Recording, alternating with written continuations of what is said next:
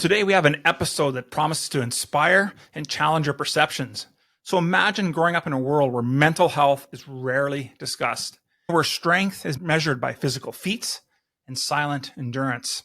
This is the life many men and so many of us today feel that we live.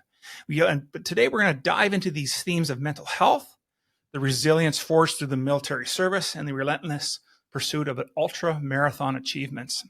And we're going to explore how these experiences intertwine and inspire a movement to break the silence around the mental well-being. So I want you to stay with us as we unpack a compelling story of triumph, advocacy, and the relentless pursuit of the human spirit. And this will be the backdrop against which all of our discussion today is going to unfold. Before we get into that in today's episode, let's come to grips here about one thing, and that it is inevitable. There will come a time in our life when we will hit a wall. And whether it's a marriage that's not working, a career or business that's stagnated, or your personal life has just flatlined. So if you're tired and fed up with where life is at, I'm going to want you to be clear about a few things, about who you are, about where you are, and about what you are meant to be. And when you're ready to do that, I'm going to encourage you to start your hero's quest. It's where you can become more, accomplish more, and live more than ever before. Just go to members.theawakenedman.net. Let's start your quest today. And with that, let's get on with today's episode. The average man today is sleepwalking through life, many never reaching their true potential, let alone ever crossing the finish line to living a purposeful life. Yet, the hunger still exists, albeit buried amidst his cluttered mind, misguided beliefs, and values that no longer serve him. It's time to align yourself for greatness. It's time to become a revolutionary man. Stay strong, my brother. Welcome, everyone, to the Revolutionary Man podcast. I'm the founder of the Awakened Man movement and your host, Alan DeMonso. Allow me to ask you a couple of questions. As you listen to today's episode, I want you to consider this. How have societal attitudes and personal experiences shaped your approach to mental well-being? And then I want you to consider the role of resilience in your life. How have your challenges and achievements shaped your ability to overcome adversity? Every day we have an opportunity to reveal a little bit more about who we are as men. The character that we show ourselves in the world ranges from moments of power and strength to moments of anguish and despair.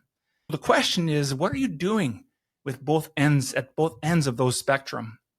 Are you honing and developing your skills that improve your life? Or are you struggling to find a way forward? Regardless of where you're at in your journey, I just want you to strap yourself in as my guest and I venture into the waters of resilience, fortitude, and service. And so allow me to introduce my guest. Marty Cornish is a dynamic entrepreneur, an athlete, and a mental well-being advocate. His diverse background in the military service, ultramarathons, and business epitomizes resilience and determination. And he's been recognized by Facebook's APAC as one of the top 1% marketers and media buyers. And so Marty has scaled brands to over 70,000 customers across 31 countries. And so it is because of these experiences that Marty has a profound understanding of what truly means to be resilient, to persevere, and the power of overcoming adversity. So welcome to the show, Marty. How are things, brother? Awesome, brother. Alan, thank you for having me, mate. Man, I'm so excited. I really liked when you reached out, and I was doing some research about today's interview, and I just really like the work that you're doing. And so here at the Revolutionary Man podcast, the very first question I ask all my guests is to talk a little bit about your hero's quest. So tell us about that time in your life when you knew things had to change. What did you do about it? And how has that experience shaped you into the man you are today and the work you're doing? Yeah, I guess we've got to go back to the start. My mum had me at 16. My dad didn't stick around, but this really shaped my drive and ambition to try and create a better life. I watched my mum struggle. She's my best friend to this day because people often ask me, how am I so ambitious? And it was because of that. I had to step up and be the man. And it was hard for me because I wasn't able to provide for my mum because I was so young. But it fueled me because all I wanted was some kind of normal life. And what I mean by that is having lots of food in the cupboard or having a nice house that felt like a home with furniture. And, my stepfather at the time was, into drugs and heavy drugs. So he would pawn a lot of my stuff. So I never used that for sympathy, because without those experiences, it wouldn't have given me the drive to try and become somebody. So my hero's journey really started then. But there's been lots of self-doubt where I'm like, I'm not smart enough to really get a degree. I wasn't really good at school. I was good at sport. So there was this massive self-doubt about, how am I ever actually going to build this if I'm not really good at school? And from my point of view, successful people had degrees. They were dentists, doctors, lawyers. There's been a lot in my hero's journey. It's something I'm definitely love talking about. Man, you just dropped a ton of bombs there, Marty. I just love that. Feverishly making notes here. Just to start off by talking about not having that real father figure in your life. And I talked about in the intro how these things that are part of our life and happen, how we shape them and what we do with them really is a forebearer of how our life is going to be. And so you chose to see that not as something as a fault or something that held you back, but to propel you forward. And the other notes I was making down here was just the idea of how you thought your image of what success means is that success means having a degree or going to school, being smart enough. And that really resonated with me, because when I was in school, my passion was cooking. And so that's what I wanted to do, but I also felt that I just wasn't smart enough to do anything else. Could I be an accountant or a lawyer or anything else? And so I really discounted that. Now I had a successful career as a chef, but it really resonates with me about how we make these stories up. And so tell me a little bit about how you started to shift those stories into doing what you're doing today. Yeah, sorry, but just on your point there, it's a really good point. We don't even give ourselves an opportunity. We already have this story in our head that we've made up, that I'm never going to be good at school, or I'm never going to be this. Fair enough, I wasn't that passionate about it at the time, but like you're saying with the cooking, we didn't even give ourselves some kind of self-confidence or belief that we could actually do it. So how did these stories... Sorry, what was the question? Sorry, with your point. So how did these stories really propel me? Yeah, you talked about how you had shaped these, looking at, hey, I'm not good at, I'm not smart enough, so I won't be successful. Yeah, you've proven that to be different. So I was just wanting to take you back to those early days, and what were some of the things that you were doing, and how are you changing your mindset to prove otherwise? Yeah, that's a great question.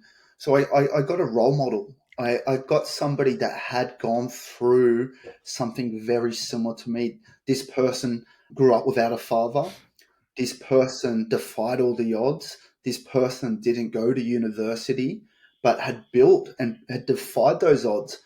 So there was still a lot of self-doubt for me in that time, but I was given some kind of hope that maybe, just maybe, there is some kind of shot here for me to do it. There was hope. And that's all I needed, was a little bit of hope, and that I could actually do it. It was possible, potentially.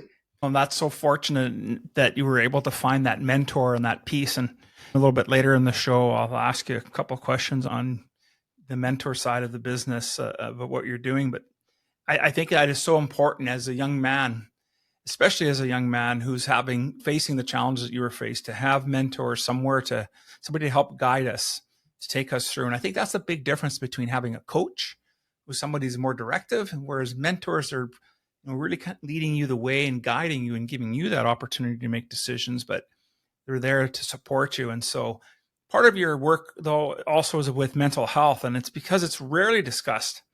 And we just finished coming out here in June with Men's Mental Health Month and doing a series of podcasts on. I wanted to get your thoughts on it. So how has mental health affected your understanding, especially as a child and now as an adult? Yeah, looking back on my childhood, because I ended up going to live with my grandfather, who served 14 years in the military. So was fortunate enough to live with him, because he's an amazing man, one of principle and been He's a very man of your word, very integrity. So, but I said to him the other day, because we've just started to partner with a new it's called Brothers and Books, a new charity we're partnering with. And I said to him, what are your thoughts on mental health? And he still goes, I don't really believe in it. He believes in being resilient, that if you've got a problem, you get on with it. You've got to take accountability. But he doesn't word it like that. Right. And this guy's a really nice, loyal, dependable guy. But his father was very tough. These guys were built on the farm. These guys got on with the job. So the conversation from my childhood was never discussed. It just wasn't something we ever talked about. And then now when I have that conversation with him, it's still not something that's really, but when I see him next, I really want to understand more around his beliefs, my assumption is it's generational. Yeah, that would makes a lot of sense, especially as I think back to where my father was and how his father, my dad was one of 15 children and he was in the middle. And so the sheer toughness that they would have had for sure was suck it up, buttercup, so to speak. And there was an opportunity for you to show weakness because there was just too much to do. And I say that on purpose because I think, unfortunately, for many of us men, when it comes to days that we're challenged, the days that are not when we're not at our best, is that we do think of it that we're being weak, but we're truly not being weak. And so let's talk a little bit about your thoughts on that and how you're dealing with that aspect in your life and with the life of the men that you're helping.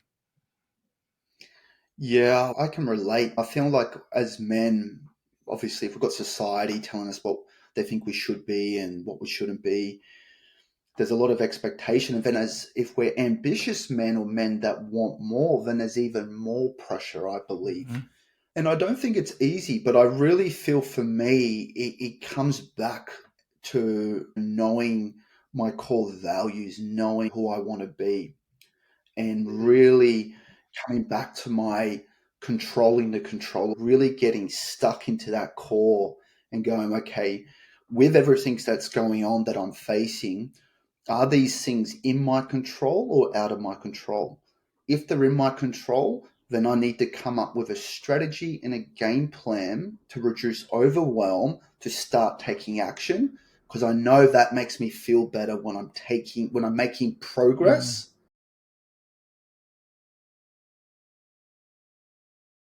Biggest thing I've learned is, or not the biggest thing I've learned, but one of the things to help with this is at the end of the day, just finding 3 simple things that have progressed you. So that way you're not going to bed going, oh shit, I'm not making any progress. Because that's how I feel. I feel all the time. But then if you actually look for the wins in the day, did you get your workout in? I was on a podcast and had a great conversation. These are all steps of me becoming the man I want to be. I didn't drink alcohol. I didn't go party. I'm staying true to myself. I'm showing up for my family. These are all wins that we need to celebrate. Completely agree. And what I really appreciate about what you're saying there, and we spend a lot of time in our work here with our men's group, it's called the Band of Brothers. And we spend a lot of time talking about truly understanding what our core values are and then living by them and really making sure that what we have said are our values, that we are actually living them and embodying them. Because what I've found is that when we get ourselves in trouble as men is that we're out of alignment between what we say we value and what our actions are showing. And so I really appreciate that you brought that up. And I also like how you talked about developing a strategy and game plan. And so let's move a little bit over into your military service and help us understand how you've utilized that service time to help you build resilience and mental toughness. Yeah, with the training that we do, like when I was in the jungles of Malaysia and it was just so hot and I was carrying the big machine gun and all the ammunition, and we'd be going out there for 4 or 5 days at a time, and it was just wet. You try and go to sleep at night and your socks are wet, everything's wet. There's just leeches sucking on you in the middle. And the training that we did there, it was some of the toughest training I've done. And you can't be the weakest link in your platoon or your section. You can't let the other man down. Like, you might be carrying all this. If you're on the machine gun and if your section or platoon gets into a fight, you're like their protection to provide cover. So if you're not got your fitness, and if you're falling behind in the jungles and you're too, I'm going to use the word weak, because you haven't put in the time to build your fitness, you're going to potentially let your men down, your band of brothers down. Mm.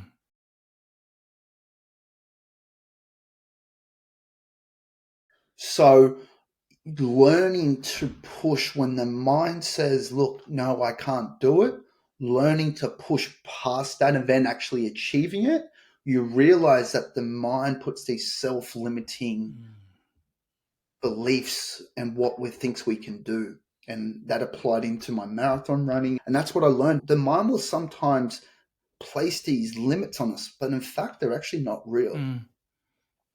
That makes so much sense. And I think that is what happens to us. And then one of the topics that we're talking about this month in our group is dealing with the 7 messengers of fear. And so let's pivot a little bit about that, because that's what I think that you're really getting at, is that we have these mental limits, but it's really from a basis of fear. And so what do you think is causing us to be fearful in these instances? A lack of self-confidence. Fear of what other people think of us.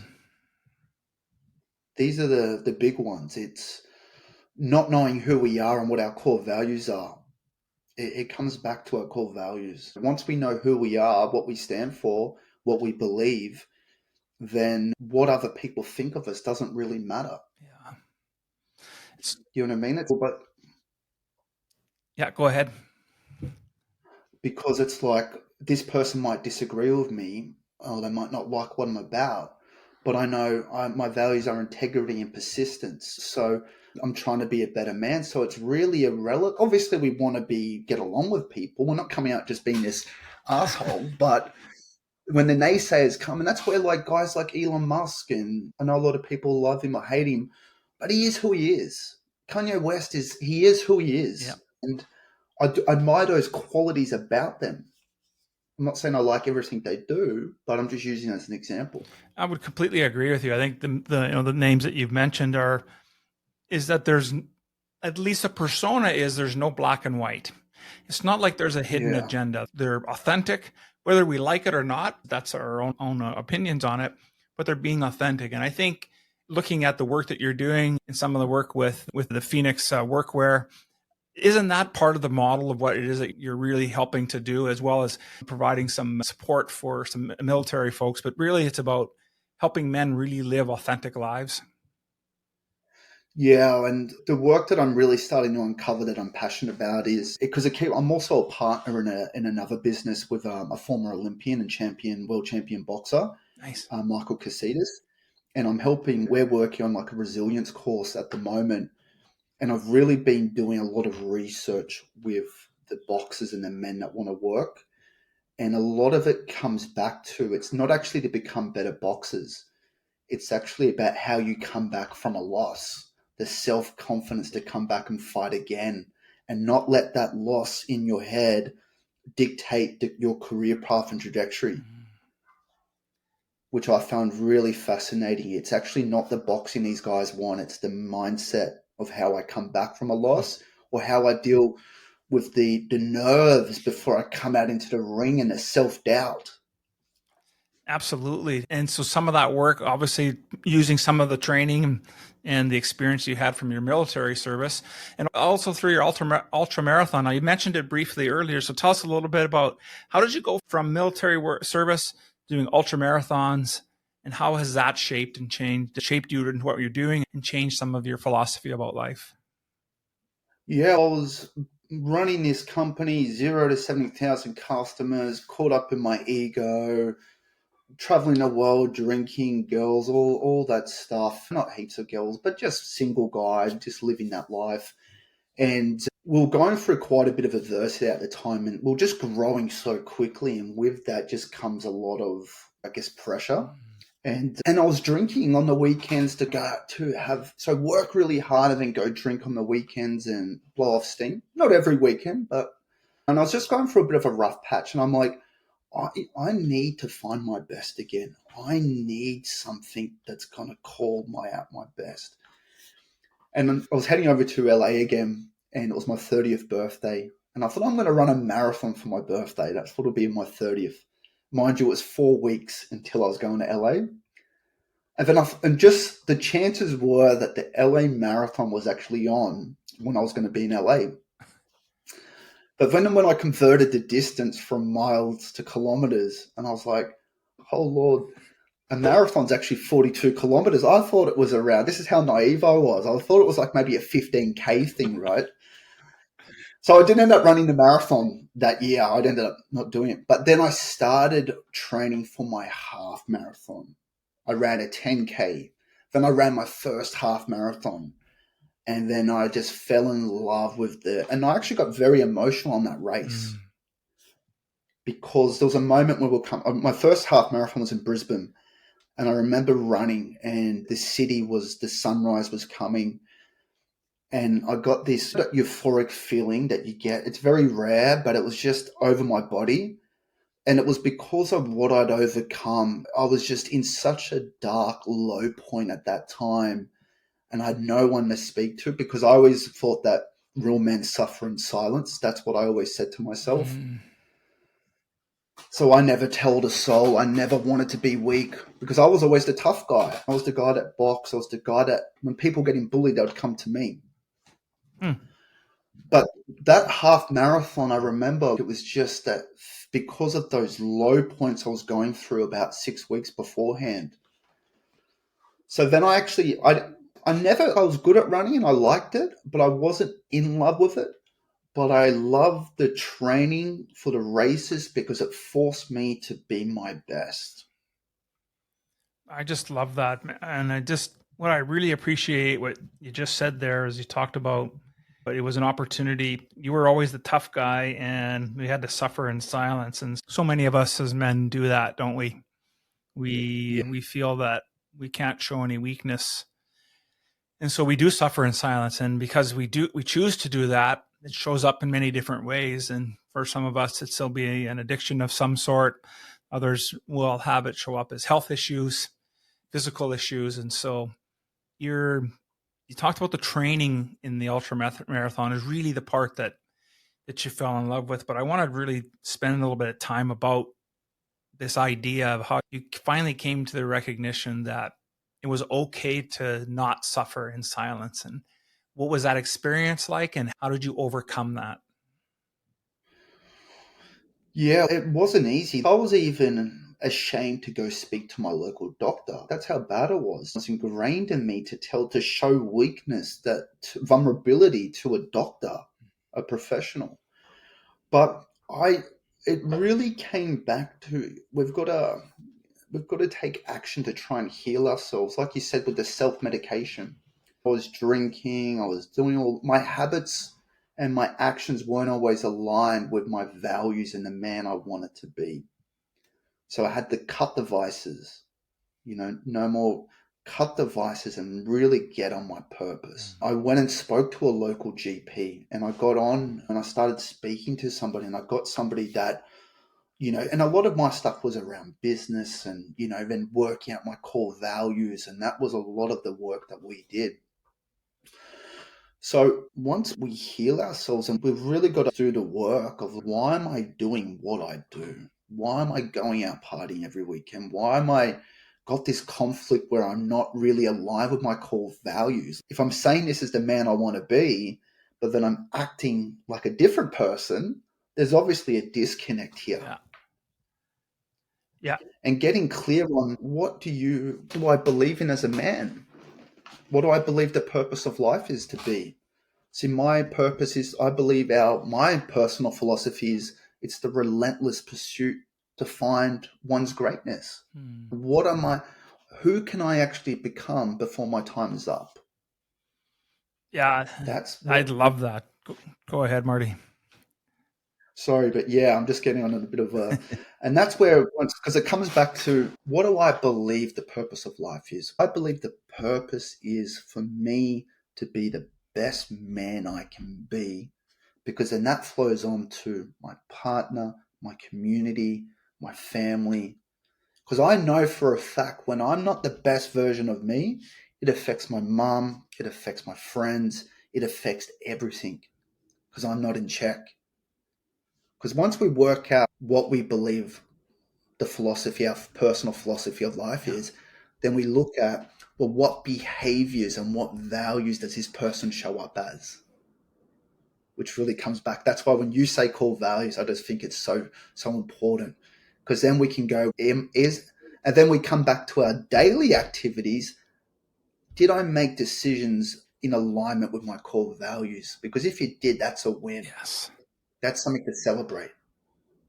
Absolutely. And I think it's so important. And I think for many of us, we have an idea of what our core values are, but we don't really know what they are. And so I don't know for you, but I found anytime that my buttons were being pushed, that it was probably a value, a core value that I had that was being triggered. And then the assessment, is that core value still serving me or not? Yes. Because, I'm sure you found in your journey, let's talk a little bit about that what core values were no longer serving you that you felt that you needed to change. Maybe not the entire core value, but the meaning maybe around it needed to change or something needed to be different. So tell me a little bit about that journey for you. Sure. And just to touch on one point, I never used to think core values were as important. And then when I started seeing a sports psychologist and I was paying them, that's when I started.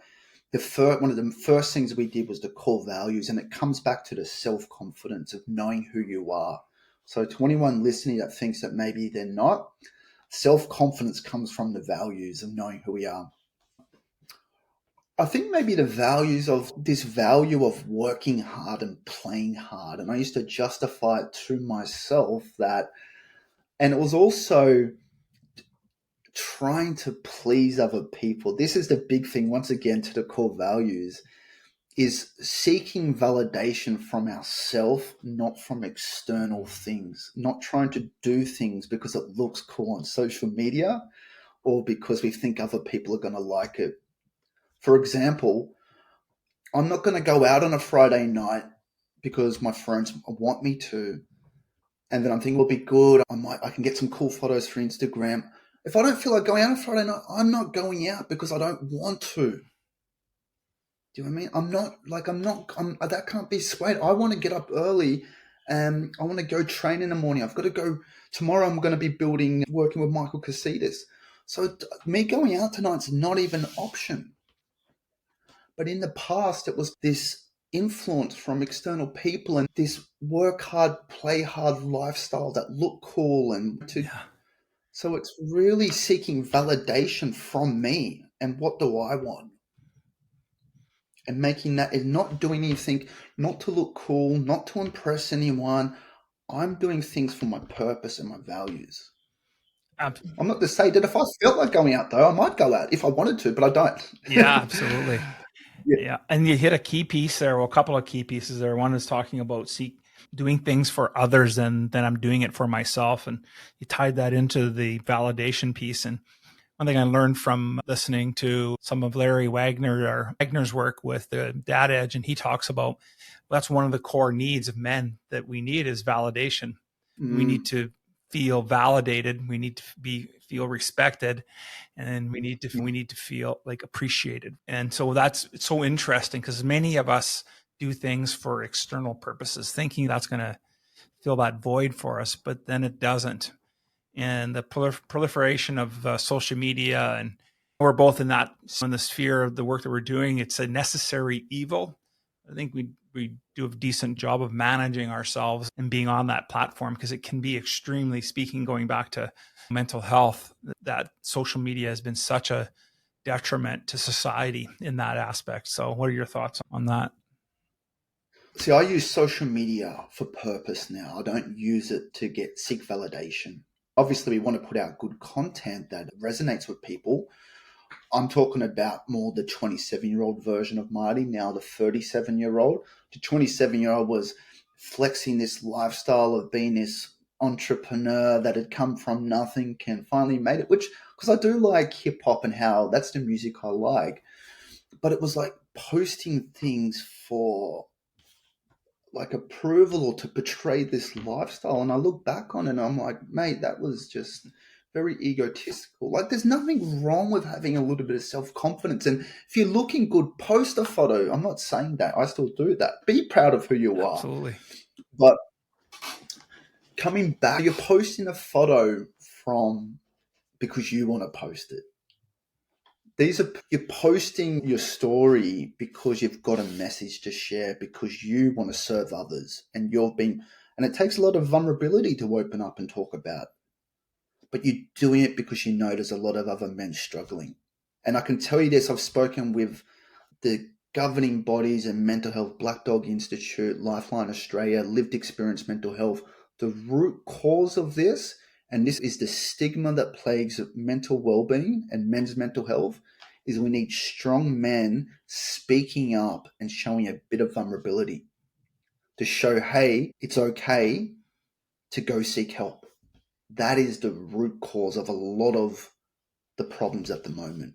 Yeah, I completely agree. I think the more that you and I and others are doing this and speaking up and talking about this important issue is so needed today, in that it gives validation to those men who are struggling, who maybe haven't heard it just right yet. And so one of our voices will resonate with them, and that's why we need to do that. And so I'm glad we're coming back to mental health, because I want to talk a little bit about an old army mate you met in 2023 and how that experience really opened your eyes to the silent struggles that many men face, and how did that encounter really influence your approach to life and business? Yeah, and there's another couple stories that have come since this one but to go to that story, so I played representative rugby with this guy. I was playing first grade rugby at the time, and then I was playing also for North Queensland Army team. And this guy's about 6'2", very broad. Shout out Shane. The very stocky, still a very intimidating looking guy. And him and I clashed when we first met. We actually nearly got into a fight because we're both just played with intensity. And we ended up becoming really good mates because we're on the same team, and we just went into battle with each other against the other team. Long story short, he 14 years in the army, played a lot of sports, and then he was a model for one of our photo shoots, and everything seemed fine. And we went out for dinner, and I met his son. And then about 3 weeks later, he does this very big post on Facebook about just how much he was struggling, because he'd been trying to get out of the army and he was injured, and there was a lot of difficulties there. And look, I don't know this for sure, but I think he was possibly having suicide ideation. And then he just said to me, goes, mate, we need to do more.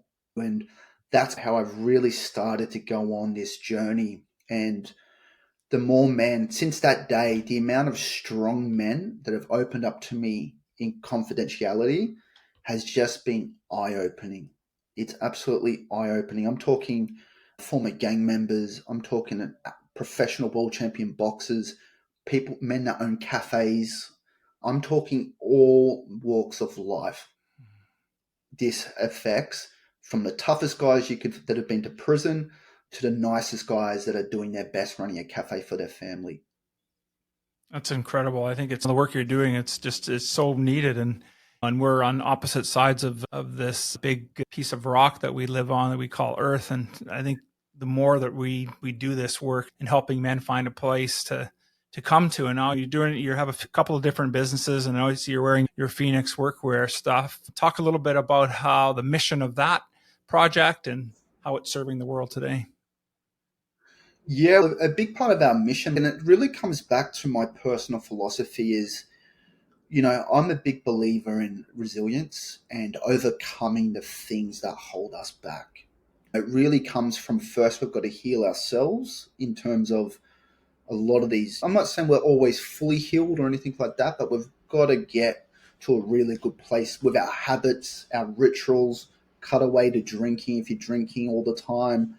I'm not saying don't go out and have a couple beers if that's your thing. I'm not like that. Do whatever works for you. But for me, it was cutting away the alcohol and really overcoming these personal things that we've got. So overcoming what holds us back, that's what my personal mission is now, is to help particularly men athletes is really overcome this self-confidence and then break the stigma around mental well-being.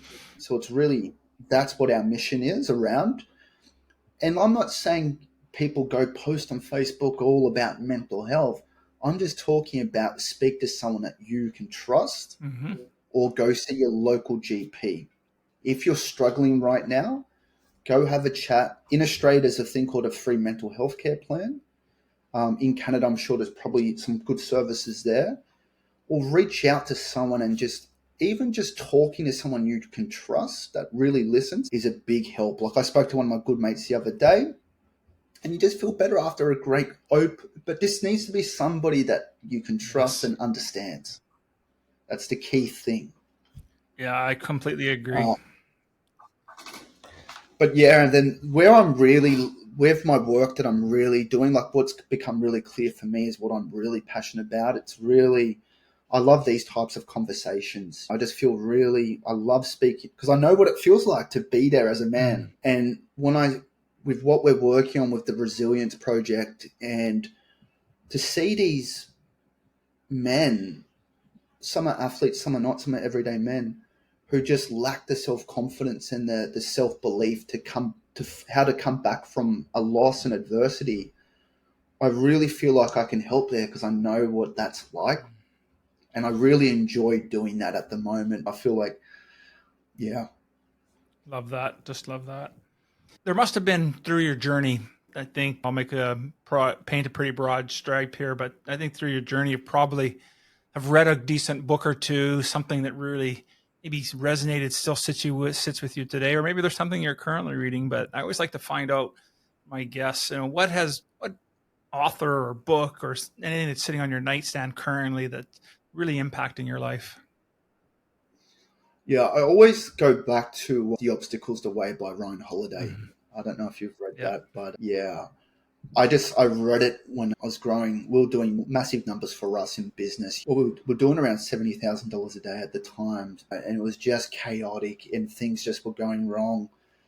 And it really, with Stolism, like what I took from it is if we can embrace the fact, because basically my whole world was crashing in at the time, it felt like, in business.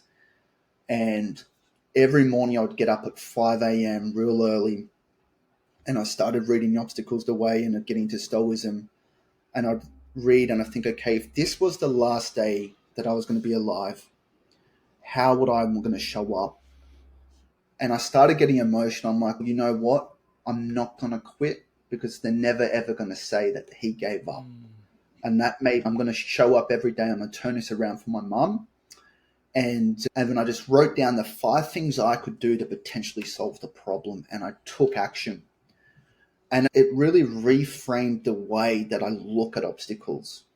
We've got a choice where we can either let these adversity and let these obstacles define us and let us go, I'm not where I want to be because this happened in my life. You can either use it as that point, or you can go, you know what, bring it on. I'm going to go through it. I'm going to go around it, but I'm going to let this make me become better. Love it. This is going to be part of my story of what I've overcome to inspire the next person, because that's who I am and what I'm built about. So it's that reframe of how we view it. 100% it is. And that's why we started today's conversation talking about how when adversity comes into our life, it reveals the character of who we are as men. And the nice thing about that is that while we may not always like what we see, we have an opportunity to change how it shows up the next time. And so you also started this conversation and you mentioned a mentor. And so my question for you is, this has been the best piece of advice you've been given, and how has it served you? Yeah, I'm going to butcher the quote a little bit, but the first one that comes to the top of my head, it was actually, so please forgive me everyone that listens, but it was given by an American president, but it goes along the lines of, Persistence. It's the only thing. Money can't buy it. It's one of these things. It's only over. You only fail once you decide to quit. Persistence can't be bought. It's this grit. And I think as men, if we've got this persistence as our core value, or this grit, if you make a decision that no matter how hard it gets, no matter what comes my way, I'm never going to quit. And that's not to say you don't potentially keep going with a business if it's not working for you, but I mean for your personal philosophy of the man you want to be. Yeah. I love that. That's so true and very resonates loudly for what I was dealing with today. So I appreciate that as a reminder. Marty, of everything that we spoke about today, and maybe there was something we didn't get a chance to touch on, what would be the one takeaway you'd want our listeners to have? I want to touch back on that point about adversity and obstacles. Like, I want to be clear that it sucks sometimes, and I'm not really talking about losing someone you love or something like that. Like with my good friend Michael Casitas, the champion boxer, he lost his best friend and his brother who was a champion jockey, and it really derailed him. And I know how hard that was for him. And now he's really bouncing back. But I think it comes back to is working out what type of man you want to be. Like deep in your soul, deep in your heart, who do you want to be? What's that vision? Is it somebody who's that man that you can be proud of? And that is the main point. Because there was a time in my life I used to look in a mirror and I didn't like what looked back at me. But now I can be here and I can speak on stage. I can do these things. I can run. And I'm not saying that to impress anyone. I'm showing that I've overcome. There was a point in my time I didn't even like myself. I was lost. And I know this was when I was much younger. So if I can go there now and speak on stage, I never thought I could actually do that. There was so many limiting beliefs, so much lack of self-confidence to pub. The fact that I've overcome a lot of these things, I'm saying that because whatever you feel like you're potentially going through, I assure you there is, if you want it bad enough and you build the habits and the vision of the man you want to be and never deter from that and just keep moving forward, I think you can't run. And it's who we become in the process. Like, I'm more proud of me now, not because of the business or any of that. I'm proud of who I am. It's the person. And that's where if you can look in the mirror at the end of the day and be proud of the man that you're going towards, that's the victory there. That's what we want to get to, I believe. Completely agree. What a great way to sum up everything that we've talked about today. Just love that. I just want to say thanks once again, Marty, for spending time with me today and showing us that really the journey of self-discovery and of service, that we can overcome just about anything. And so it may not be easy, but it is possible, gentlemen. And so if men are interested in getting a hold of you, Marty, and participating in your work, what's the best way for them to do that? On Instagram, so it's just Marty_made status, or LinkedIn for Marty Cornish. Yeah, come hang out with me there, and got some cool stuff coming. And I'm all about building community. And Alan, thank you so much for having me, man. I really enjoyed the questions. You really asked some great questions, and with what you're doing around the work, and we're very aligned, mate. So it's great work that you're doing. It really seems, you're doing great work. Thank you so much, brother, and have a great day. Thank you so much for being on the show. Thanks, brother. Cheers.